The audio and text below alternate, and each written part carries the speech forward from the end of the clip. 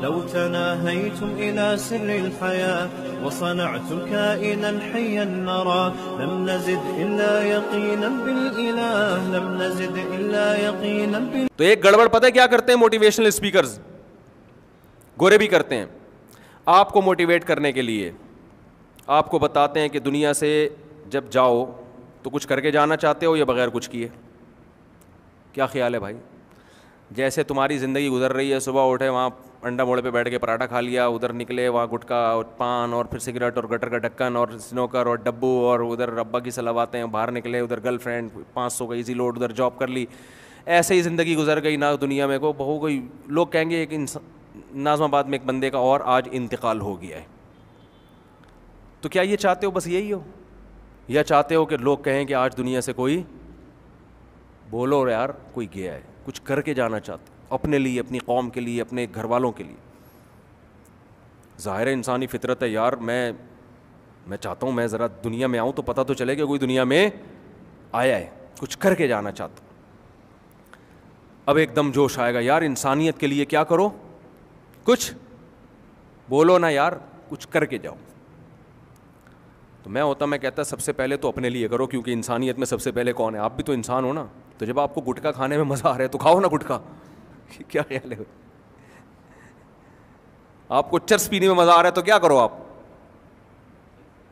رہا یہ مسئلہ کہ چرس پی کے جلدی مر جاؤ گے تو کوئی بات نہیں. بعض لوگوں کا یہ کانسیپٹ ہے یار چرس کے بغیر 100 سال زندہ رہنے سے بہتر ہے چرس پی کے. جیسے وہ چائنا کی مثال ہے نا کہ وہ گرم پانی پیتے ہیں لمبی عمریں ہوتی ہیں، تو میں نے کہا ٹھنڈا پانی پی کے مر جائے، یہ گرم پانی پی کے زندہ رہنے سے بہتر ہے. تو اللہ نے گرمیوں میں ٹھنڈے پانی میں ایسا ایک لذت رکھی ہے، اور وہ گرم پانی اتنا مفید بھی نہیں ہے جتنا چائنیز نے مشہور کر دیا ہے. جو ماہرین ڈاکٹر کہتے ہیں پتہ نہیں کس نے ان کو بیوقوف نے لگا دیا گرم پانی پر.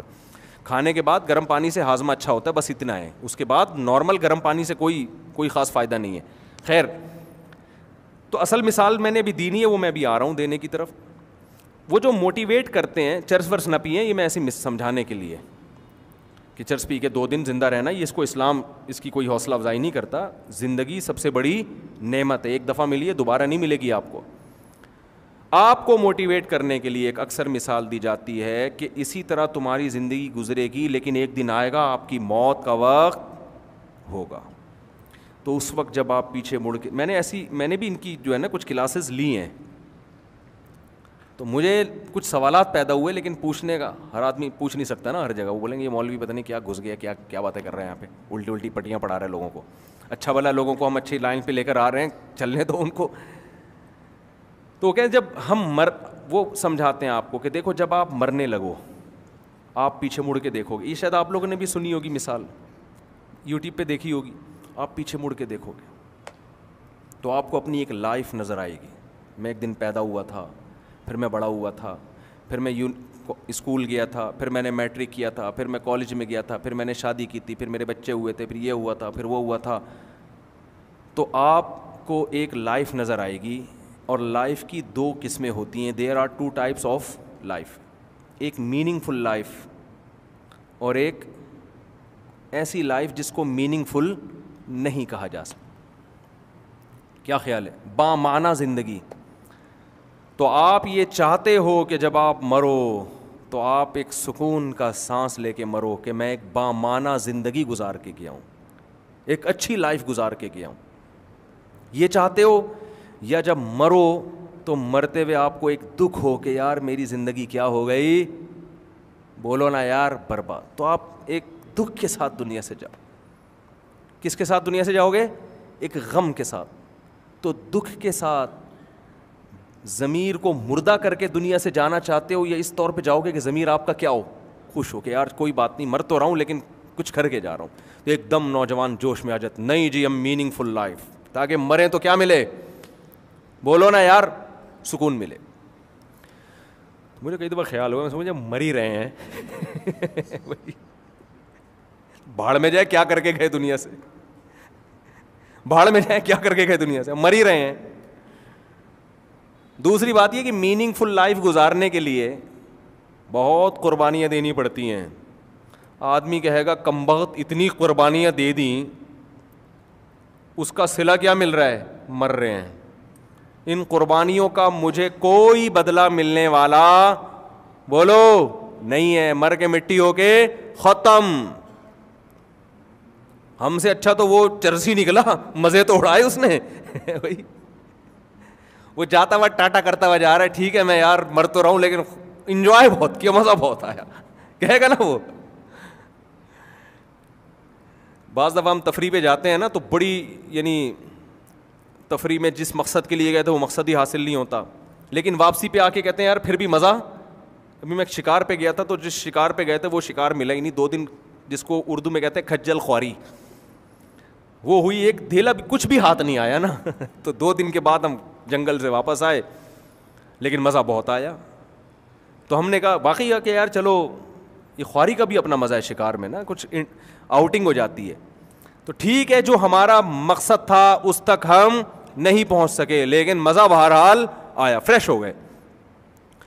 تو جب مر ہی رہے ہیں تو یہ ایسا ماضی ہے, یہ اگر اچھا گزرا ہے تو فیوچر پہ اس کا کوئی اثر پڑ نہیں رہا, لہذا انسان کو خوشی نہیں ہوگی اس وقت.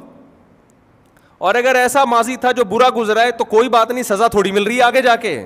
برے قتل بھی کیے, ڈکیتیاں بھی کی ہیں, تو مر کے مٹی ہو کے کیا ہو رہے ہیں ختم. بلکہ وہ خوش ہوگا کہ یار زندہ رہتا تو پکڑے جانے کا ہم تھا, اب تو جا ہی رہے ہیں. تو جس نے قتل نہیں کیے وہ بھی جا رہا ہے, قتل ہم نے کی ہم بھی کیا کر رہے ہیں, جا رہے ہیں, مر کے مٹی ہو کے ختم. تو کیا میننگ فل لائف. تو یہ وقتی طور پر جوش دلانے کے لیے تو ٹھیک ہے, لیکن یہ کوئی اتنی تگڑی موٹیویشن نہیں ہے کہ جس سے آپ کی زندگی میں انقلاب پیدا ہو جائے. سمجھ میں نہیں آ رہی بات. اسلام جو آپ کو موٹیویٹ کرتا ہے, اسلام کہتا ہے آپ کے پاس کا فیوچر پہ کیا ہو رہا ہے, آپ کی زندگی مرنے کے بعد شروع ہو رہی ہے. اللہ نے آپ کو امتحانی ہال میں بھیجا ہے, ایسے موقع پہ آپ مر بھی رہے ہوگے. آپ نے اگر دنیا کے لحاظ سے ناکام زندگی گزاری ہے, لیکن آپ کو پتہ ہے یہ دنیا اس کو ناکام کہہ رہی ہے, مگر خدا کو میں نے راضی کر دیا ہے, تو آپ اس موت پہ خوش ہوگے. صحابی رسول صلی اللہ علیہ وسلم کو پکڑا گیا, مشرکین نے پکڑا, ان کو قتل کرنے کا ارادہ کیا.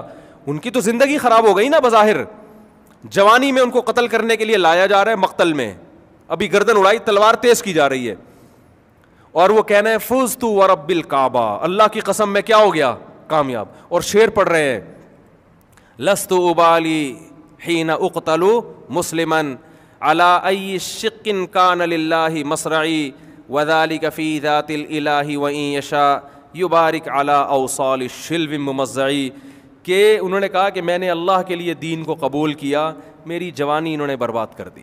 کوئی غم نہیں ہے مجھے, اس بات کا کوئی غم نہیں ہے کہ جب تلوار سے میری گردن اڑے گی تو میں دائیں پہلو پہ گرتا ہوں یا لیفٹ سائڈ پہ گرتا ہوں, کوئی پرواہ نہیں ہے. وجہ اس کی ہے کہ جس خدا کو راضی کرنے کے لیے میری جان نکالی جا رہی ہے, اس خدا کی رضا میں میرے لاش کے 10 ٹکڑے بھی ہو جائیں تو خدا انہی ٹکڑوں میں برکت پیدا کر دے گا. وہ انعام دینے کے لیے میری زندگی کا محتاج نہیں ہے, وہ اسی روح کو جان ڈالے گا اس میں. تو اصل موٹیویشن انسان کو کس کی ملتی ہے, آخرت. آخرت کے بغیر کچھ بھی نہیں ہے, ورنہ وہی ہے بلڈنگ بنائی پاؤں پھسلا بڑم, جس کو یہ خبر ملے گی, میں نے یہ خبر بتائی نا 2-3 بلڈر نے کہا لے بھائی صحیح ہے نا, ایسا ڈر گئے, انہوں نے بولا یار یہ کیا دنیا ہے یار, اتنی محنت کر رہے ہیں, اتنی محنت کر رہے ہیں, 2 منٹ لگتے ہیں انسان کو مرنے میں. ہوا و حرص والا دل بدل دے, میرا غفلت میں ڈوبا دل بدل دے.